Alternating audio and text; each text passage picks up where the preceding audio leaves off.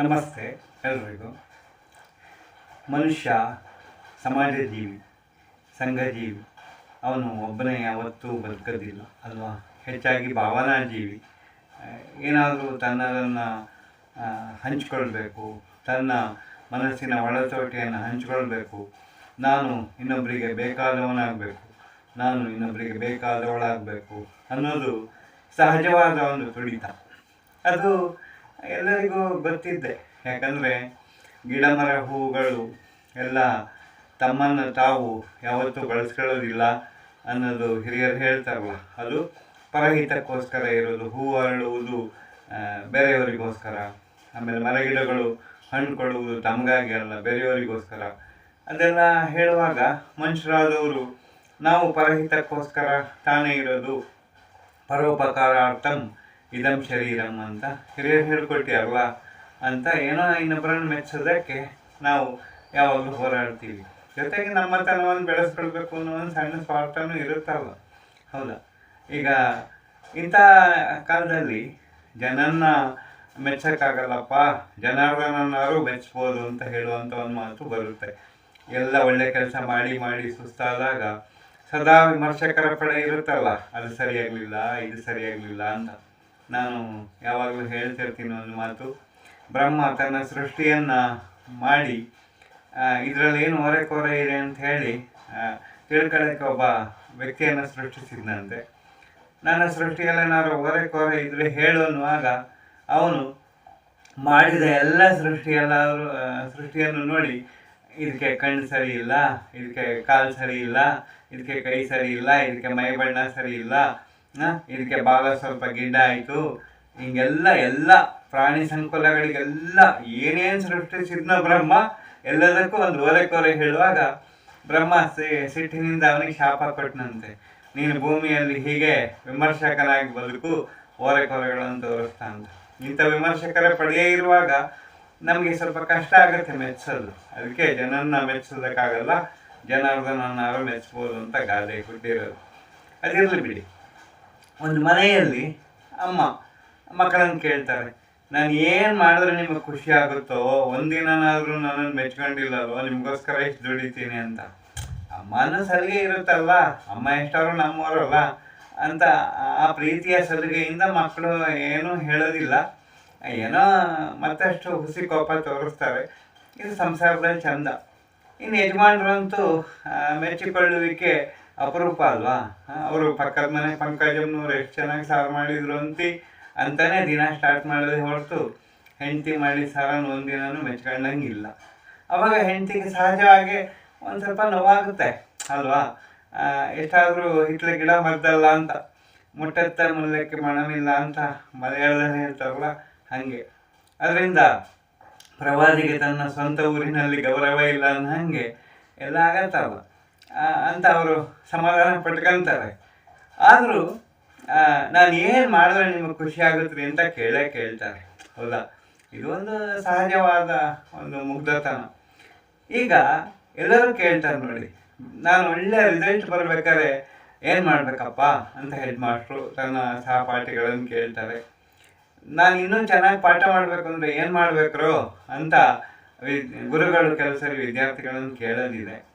ಆಮೇಲೆ ಈಗ ಬ್ಲಾಗ್ ಯುಗದಲ್ಲಿ ಹೆಚ್ಚು ಲೈಕ್ಸ್ ಬರಬೇಕಾದ್ರೆ ಏನು ಮಾಡ್ಬೇಕು ಸರ್ ಅಂತ ಕೇಳೋರು ಇದ್ದಾರೆ, ಹೌದಾ. ಇದೆಲ್ಲ ಆರೋಗ್ಯಕರವಾದ ಸ್ಪರ್ಧೆ ಅಂತ ಅನ್ಕೊಳ್ಳೋಣ, ಹೌದಾ. ಹೆಚ್ಚು ಮಾರ್ಕ್ಸ್ ಬರಬೇಕಾದ್ರೆ ಏನು ಮಾಡಬೇಕು. ನಮ್ಮ ಬಾಸ್ ಒಬ್ಬ ಇಡಾನೆ ಮರೆಯ ಉರಿ ಮುಖದವನು, ಯಾವಾಗಲೂ ಮೆಣಸಿನ್ಕಾಯಿ ಥರ ನೀರಿ ಅಂತಿರ್ತಾನೆ, ಅವನನ್ನು ಮೆಚ್ಚಕ್ಕೆ ಏನು ಮಾಡಬೇಕು, ಹೀಗೆಲ್ಲ ಕೇಳ್ತಾರೆ. ಒಟ್ಟಿನಲ್ಲಿ ನಿನ್ನನ್ನು ಖುಷಿ ಪಡ್ಸಕ್ಕೆ ನಾನೇನು ಮಾಡಬೇಕು, ನಾನೇನು ಮಾಡಿದ್ರೆ ನಿಮಗೆ ಖುಷಿ ಆಗುತ್ತೆ, ನಿಮಗೆ ಖುಷಿ ಆಗುತ್ತೆ, ನಿನಗೆ ಖುಷಿ ಆಗುತ್ತೆ ಅನ್ನೋ ಪ್ರಶ್ನೆ ಎಲ್ಲ ಕಡೆ ಇದೆ, ಹೌದಾ. ಈಗ ಇದು ಸಕಾರಾತ್ಮಕವಾಗಿದ್ದರೆ ಒಳ್ಳೆಯದೇ. ಆದರೆ ಯಾರಾದರೂ ಡಾಕ್ಟ್ರುಗಳು ಅಕಸ್ಮಾತ್ ಯೋಚನೆ ಮಾಡಲಿ, ಮೆಡಿಕಲ್ ಶಾಪ್ನವ್ರು ಯೋಚನೆ ಮಾಡಲಿ, ನಮ್ಮ ಹತ್ರ ಹೆಚ್ಚು ಪೇಷಂಟ್ಗಳು ಬರಬೇಕಾದ್ರೆ ಏನು ಮಾಡಬೇಕು ಅಂತ ಅವರೇನಾದ್ರು ಯೋಚನೆ ಮಾಡಿದ್ರೆ ಅಬ್ಬಾ ಅದೆಷ್ಟು ದುರಂತಕರ ನೋಡಿ. ಯೋಚನೆ ಮಾಡಿ, ಸಮಾಜಘಾತಕ ಶಕ್ತಿಗಳು ಒಳ್ಳೆಯ ಡಾಕ್ಟರ್ ಹೆಸರನ್ನು ಹಾಳು ಮಾಡ್ತಾರೆ ಅಲ್ವಾ.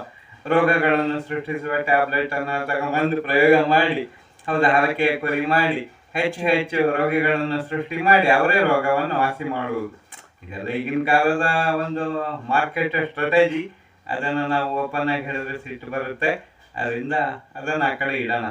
ಓಕೆ, ಈಗ ಆ ಥರ ಡಾಕ್ಟ್ರುಗಳು, ಒಳ್ಳೆ ಡಾಕ್ಟ್ರುಗಳು, ವೈದ್ಯನಾರಾಯಣ ಹರಿ ಅಂತ ನಾವು ನಂಬೋ ಡಾಕ್ಟ್ರುಗಳು ಯಾರು ಹಂಗೆ ಮಾಡೋಲ್ಲ. ಒಳ್ಳೆ ಮೆಡಿಕಲ್ ಸ್ಟೋರ್ ಇಟ್ಟವ್ರು ಯಾರು ಹಂಗೆ ಮಾಡೋಲ್ಲ, ಹೌದಾ? ಈಗ ಶವಪೆಟ್ಟಿಗೆಗಳ ಅಂಗಡಿ ಇಟ್ಕೊಂಡು ಹೆಚ್ಚು ಹೆಚ್ಚು ಜನ ಸಾಯ್ಬೇಕಾದ್ರೆ ನಾನು ಏನು ಮಾಡಬೇಕು ಅಂತ ಕೇಳಿದ್ರೆ ಅದೆಷ್ಟು ಅಪಭ್ರಂಶತನ ಆಗುತ್ತೋ ಹಾಗೆ ಈ ಥರ ನಕಾರಾತ್ಮಕವಾಗಿ ಈ ಚಿಂತನೆ ಹೋದಾಗ ಹೀಗಾಗುತ್ತೆ. ಒಟ್ಟಿನಲ್ಲಿ ನಿನ್ನನ್ನು ಖುಷಿ ಪಡ್ಸಕ್ಕೆ ನಾನೇನು ಮಾಡಬೇಕು ಅಂತ ಕೇಳುವ ಜೀವರಾಶಿ ಇದೆ ಅಲ್ವಾ? ಮನುಷ್ಯ ಸಂಬಂಧದಲ್ಲಿ ಸಹಜ.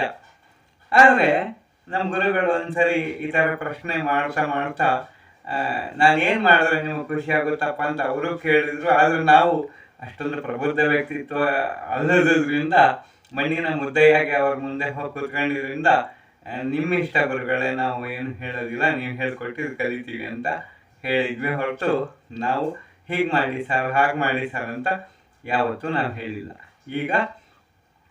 ಈಗಿನ ಕುಟುಂಬದಲ್ಲಿ ಮಕ್ಕಳಿಗೂ ಪ್ರಿಯಾರಿಟಿ ಕೊಡಬೇಕಪ್ಪ, ಮಕ್ಕಳಿಗೂ ತಮ್ಮದೇ ಆದ ಪರ್ಸನಾಲಿಟಿ ಇದೆ ಅಂತ ಹುಟ್ಟಿದಾಗಲೇ ಪ್ರತಿಯೊಬ್ಬರು ತಲೆ ಮೇಲೆ ಕೂರಿಸ್ಕೊಂಡು ಅಂತ ಹೇಳ್ತಾರೆ.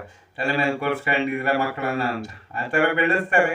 ಅವರವರ ಮಕ್ಕಳು ಅವರವ್ರಿಗೆ ಮುದ್ದು ಬಿಡಿ, ಆದರೆ ಅತಿಯಾದ ಅಮೃತನೂ ವಿಷ ಆಗಬಾರ್ದು ಅನ್ನೋದು ನೆನಪಲ್ಲಿ ಇಟ್ಕೋಬೇಕು, ಹೌದಾ? ಗಿಡವಾಗಿ ಬಗ್ಗದ್ದು ಮರವಾಗಿ ಬಗ್ಗೀತೆ ಅನ್ನೋ ಗಾದೆನ ನೆನ್ಪಿಟ್ಕೋಬೇಕು ಮಕ್ಕಳನ್ನು ಬೆಳೆಸ್ಬೇಕಾದ್ರೆ, ಹೌದಾ? ಮಕ್ಕಳನ್ನು ಅಪ್ಪ ಅಮ್ಮ ಗುರುಗಳು ಹತೋಟಿಯಲ್ಲಿ ಇಡಬೇಕೇ ಹೊರತು ಮಕ್ಕಳೇ ಗುರುಗಳನ್ನು, ಅಮ್ಮ ಅಪ್ಪನ, ಅಜ್ಜ ಅಜ್ಜಿಯನ್ನು ಹತೋಟಿಯಲ್ಲಿ ಇಡೋ ಹಂಗೆ ಆಗಬಾರ್ದು. ಆದರೆ ಮಕ್ಕಳಿಗೆ ಅತಿ ಸ್ವಾತಂತ್ರ್ಯ ಕೊಟ್ಟಿದ್ದರಿಂದ ಇವತ್ತು ಆ ದಾರಿ ಹಾಗೆ ಹೋಗ್ತಾ ಇದೆ ಅಂತ ಹೇಳೋಕ್ಕೆ ವಿಷಾದ ಇದೆ. ಅದಿರಲಿ ಬಿಡಿ, ನಾನು ಏನು ಮಾಡಿದ್ರೆ ಖುಷಿಯಾಗುತ್ತೆ ಅಂತ ಕೇಳೋ ವಿಷಯಕ್ಕೆ ಬರೋಣ. ಗುರುಗಳು ಹಂಗೆ ಕೇಳಿದಾಗ ನಾವು ವಿನಮ್ರತೆಯಿಂದ ಉತ್ತರ ಹೇಳಿದ್ವಿ. ಆಗ ಗುರುಗಳು ಮಾತಾಡ್ತಾ ನಮ್ಗೆ ಹೇಳಿದರು, ನಾನು ಏನು ಮಾಡಿದ್ರೆ ಎಲ್ಲ ಖುಷಿ ಆಗುತ್ತೆ ಅಂತ ಎಲ್ಲ ಕೇಳ್ತಾರೆ. ಒಳ್ಳೆಯ ರಿಸಲ್ಟ್ ಬರ್ಬೇಕಾದ್ರೆ ಏನು ಮಾಡಬೇಕು, ಕೆಲಸಗಾರರಿಂದ ಒಳ್ಳೆಯ ಕೆಲಸ ತೆಗಿಬೇಕಾದ್ರೆ ಏನು ಮಾಡಬೇಕು, ಏನು ಮಾಡಿದ್ರೆ ಅವರಿಗೆ ಖುಷಿ ಆಗುತ್ತೆ, ಹೀಗೆಲ್ಲ ಎಲ್ಲ ವಿಭಾಗದಲ್ಲೂ ಖುಷಿ ಅಂತ ಕೇಳ್ತಾರೆ ಅವರು. ಆದರೆ ಸೃಷ್ಟಿಸಿದ ಭಗವಂತನನ್ನು ಯಾರಾದರೂ ಒಮ್ಮೆ ಕೇಳಿದಾರನಪ್ಪ ಜಗತ್ತಲ್ಲಿ ಒಂದಾದ್ರೂ ಉದಾಹರಣೆ ತೋರಿಸಿ, ಭಗವಂತ ನೀನು ನನಗಿಷ್ಟೆಲ್ಲ ಕೊಟ್ಟಿದ್ದಕ್ಕೆ, ನನ್ನನ್ನು ಸೃಷ್ಟಿ ಮಾಡಿ ಈ ಭೂಮಿಯಲ್ಲಿ ಇಟ್ಟಿದ್ದಕ್ಕೆ, ನನಗೆ ಜೀವವನ್ನು ಕೊಟ್ಟಿದ್ದಕ್ಕೆ, ನಿನಗೆ ನಾನು ಏನು ಮಾಡಿದ್ರೆ ಖುಷಿ ಸಿಗುತ್ತೆ ಅಂತ ಭಗವಂತನನ್ನು ಒಬ್ಬನಾದ್ರು ಕೇಳಿದಾನ ಇತಿಹಾಸದಲ್ಲಿ ಇದುವರೆಗೆ? ಇಲ್ವಲ್ಲ. ಅದರಿಂದನೇ ಮನುಷ್ಯನ ಸಂಕಟದ ಮೂಲ ಇಲ್ಲಿರೋದು. ಯಾಕಂದರೆ ಸೃಷ್ಟಿಸಿದಾತನನ್ನು ಅವನು ಮರೆತುಬಿಟ್ಟು ಸೃಷ್ಟಿಯ ಮಾಯೆಯೊಳಗೆ ಏನಿದೆ ಅದೆಲ್ಲ ಭಗವಂತ ಅಂತ ತಿಳ್ಕೊಂಡ್ಬಿಡ್ತಾನೆ. ಅದು ಸೃಷ್ಟಿಯ ಮಾಯೆಯೊಳಗಿರೋದೆಲ್ಲ ಭಗವಂತ ಆಗಿದ್ದರೆ ಮನುಷ್ಯನಿಗೆ ದುಃಖವೇ ಇರ್ತಿರ್ಲಿಲ್ಲ.